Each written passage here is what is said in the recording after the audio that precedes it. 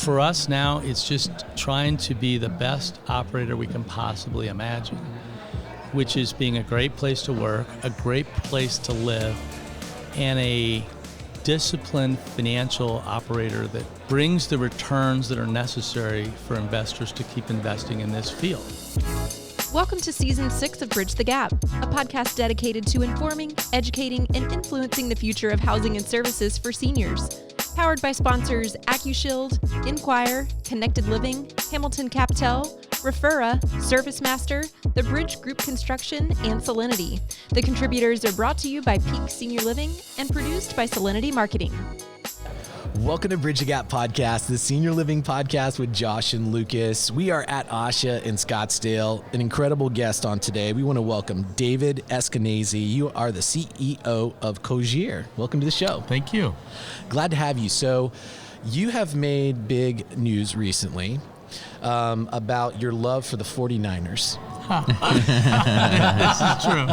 Great. I caught you off guard there. For So sure. I'm seeing on Facebook you got a home rivalry, right? Oh, Your for wife's sure. a big Yeah. 49ers fan. Yeah. And you lost the bet. How did that happen? Well, we have a standing bet that whosever team goes further in the playoffs, the other person has to don the colors. So, she had the whole uniform out for me, and we backed into the playoffs. So I got 1 week reprieve, but the Seahawks lasted exactly 1 week in the playoffs. So yesterday morning, I could not get on the airplane to come here without that jersey on. So I was on the airplane with a Jerry Rice jersey. At least it was an old one. Yeah, right. But so that's what happens in our family. So this next weekend, I'll be having the 49er gear on, and there will be pictures everywhere because she loves that. So She's really rubbing it in. for sure. That's great. Well, I'm equally as mad because the 49ers crushed the Dallas Cowboys So in disappointing. a just pitiful display from the Cowboys. So we're both unhappy. Yeah, that bought me another week in the Jerry Rice jersey. Okay, I digress. You've made big headlines for a number of reasons. You've been in the industry a really long time. This new launch, Cogir. Love to know, number one, why you're so passionate about the industry, why you've dedicated your entire career to this, and then we'd love to know more about Cogir. Sure. Well, my entrance into the, I don't think people, when they grow up and they're 7 years old, aspire, astronaut, fireman, senior housing, I don't think that happens, maybe one day it might, but that's just not quite how this works. I think everybody has probably a little different story as to how they got here. For me, I was a CPA and a Big 8 accounting firm, KPMG guy coming out of college. And, senior housing, I don't think I'd ever heard of it. I went into the hotel business. I was 20 years in the hotel business in Seattle. We developed about half the big box hotels downtown. We built them, we developed them, we operated them, and I was very much in the hotel business. And I enjoyed hospitality. My, story isn't all that different than others. In my family, my grandmother was in a nursing home. Ultimately, my mother had an early onset of Alzheimer's, so they found themselves in the same nursing home. And what I won't forget about that is what that looked like. And what that looked like was kind of like One Flew Over the Cuckoo's Nest. I will remember the shiny floors, and they were uneven, and this visual of what that was like. It was so institutional. And this was the best that money could buy. My family could afford great care, and that's what you got. That's what that looked like. And, that was sort of a pitiful memory, to be honest with you. But I also didn't realize what the industry had done to change that until later in my career. So when I was in the hotel business a while, I got a phone call, would I consider going into senior housing? And I did remember that visual, and I wasn't terribly interested in that. But I took a tour of a building, and it was a building that looked nothing like that visual. And I was like, wow, really, this is great. That this industry has transformed into this.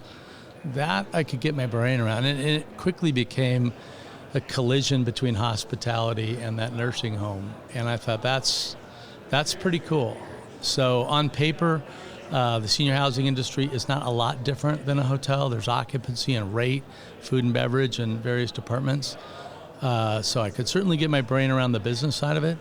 But the real estate piece of that and the design and some of the things that could advance away from that visual that I had was something I thought, was very interesting and very worthwhile. So it seemed like a real fitting part to where I could take my career. And so that's kind of how I got there.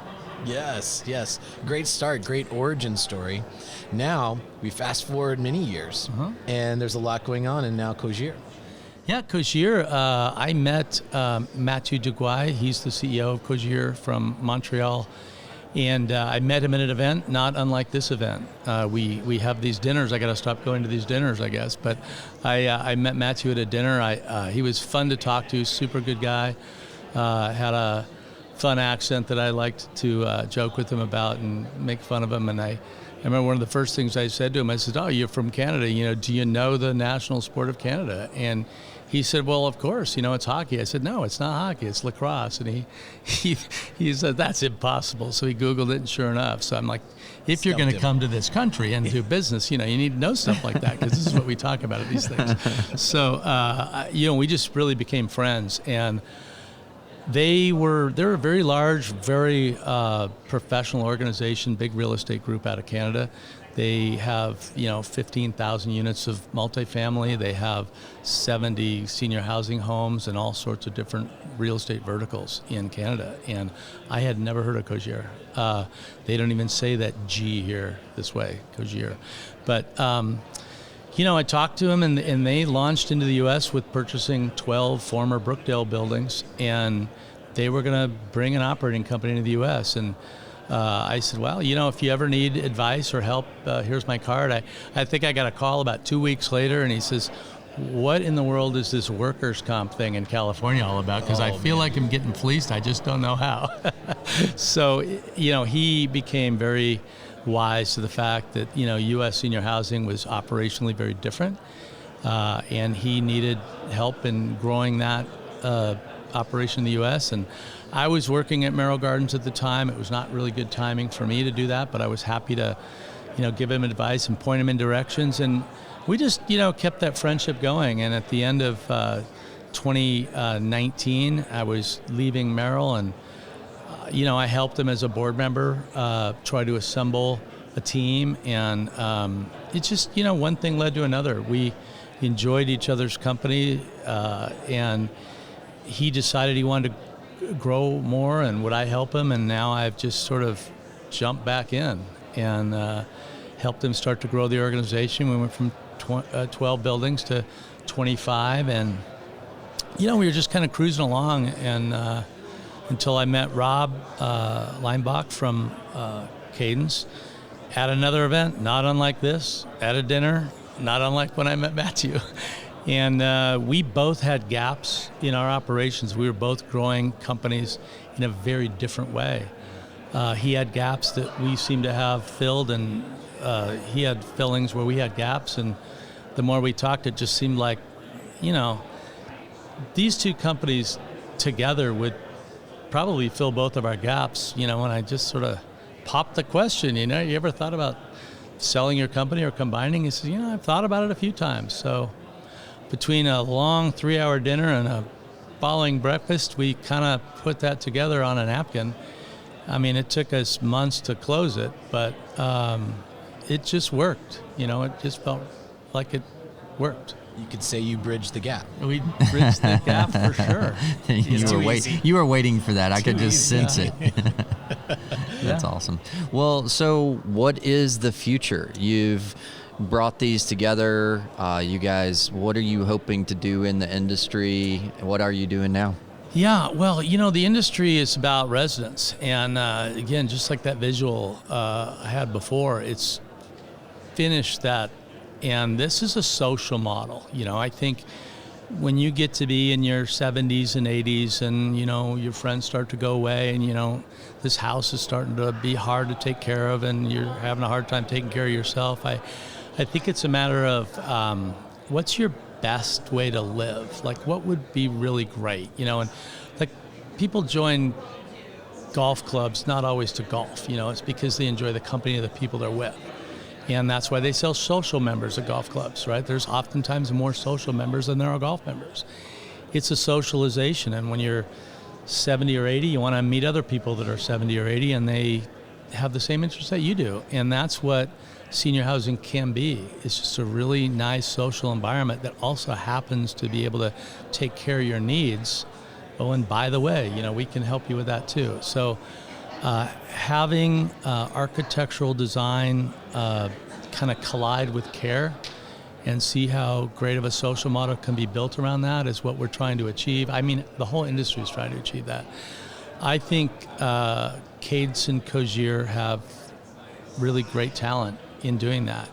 For us now, it's just trying to be the best operator we can possibly imagine, which is being a great place to work, a great place to live, and a disciplined financial operator that brings the returns that are necessary for investors to keep investing in this field. And I don't think those things are mutually exclusive. I think those things can really happen. And we have all sorts of cycles and, headwinds and curveballs. So does every business.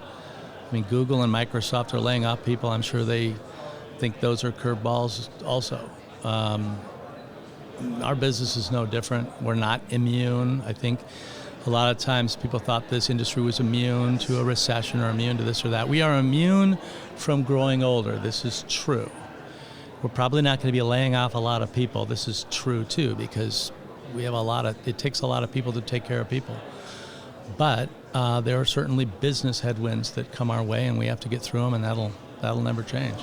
So do you think over the coming years, is your focus going to be more on managing the acquisition side of the market, or is it going to be more on the new development side of the market? Where do you see your emphasis? Well, I think you have to be pragmatic in your approach to that. Right now, I mean, in a span of a year, we went from finding development sites wherever we could find them and really putting new developments together to realizing that development is economically almost unviable now, and that there is existing product that will come onto market that perhaps could be purchased for less than new build costs. So why not pivot to that? I think there will be a lot of those opportunities coming our way and coming everybody's way. Well, so from a geographic standpoint, where are you guys mainly focused, or is it kind of all over the place, all over the country? Well, when we put the two companies together, we have clusters in certain places. There's a cluster in Denver and Phoenix. There's a cluster in the D.C. area in North Carolina. And we have the Seattle area, the Vancouver, Southern Washington area. And we have Northern and Southern California. And those clusters exist. I think for us to tuck into those clusters and take further development within those markets would be plan A. If we move into other markets, I think we have to, look at those markets and make sure that's where we want to be for the long run. Yeah. I don't want to do one off here and one off there. The business is difficult, and so I think to have proper oversight and support, you really want to have 4 or 5 or 6 buildings if you're going to go into a market at all. But I like the markets we're in, and doing more within those markets would be something we're focused on. Lucas, exciting things ahead here. Two powerhouses coming together, filling the gaps, bridging the gaps, better together. So many hashtags we could use, but exciting times. Congratulations on all the success. And I didn't know this, your backstory. That's really interesting. I know our listeners are going to love to hear that. Yeah, absolutely. And, we wish you well through the NFL season here. This is a couple more weeks. Well, go Niners? I don't know. Yeah, it could be shorter season. So anyways, great to spend time with you. We know you have a very busy schedule here at ASHA, but we really appreciate you taking time with us. You bet. Thank you. And to all of our listeners, you can go to btgvoice.com, connect with us there, hit us up on social. Let's talk to you on LinkedIn. Love to hear from you. And thanks for listening to another great episode of Bridge the Gap. Thanks for listening to Bridge the Gap podcast with Josh and Lucas. Connect with the BTG Network team and use your voice to influence the industry by connecting with us at btgvoice.com.